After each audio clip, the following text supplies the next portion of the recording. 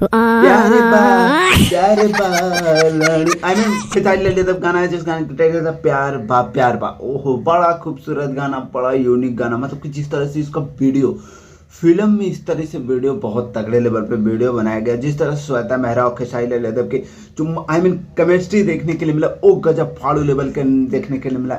ओ प्यार बा दिल से थोड़ा प्यार बा, बड़ा गजब लेवल के यूनिक तरीके से जिस तरीके से गाने का प्रेजेंटेशन लेवल है, जिस तरह से आर्या शर्मा का राइटिंग, आर्या शर्मा अरे इसकी माँ का आई मीन कृष्णा बेदर्दी का राइटिंग और कृष्णा बेदर्दी का म्यूजिक, ओ हो गजब लेवल पे भा जाता है। बड़ा अच्छा गाना है, गाना सुनने में मजा आता है, गाना की यूनिकनेस बहुत तगड़ा और वीडियो बहुत, सबसे बड़ी बात वीडियो में फनी, वीडियो में कॉमेडी, हर चीज़ खेसारी लाल यादव, वो डांस हो जाए, स्टेप हो जाए, बड़ा गजब लेवल पे किया गया, जिस तरह से गाने को कोरियोग्राफ किया गया गजब लेवल पे रखा गया है और मज़ा आता है गाना सुनने में। बस तगड़े लेवल पे गाना, आप लोग नहीं सुने तो जाकर सुनो। आई मीन SR के म्यूजिक पे है, बहुत तगड़ा।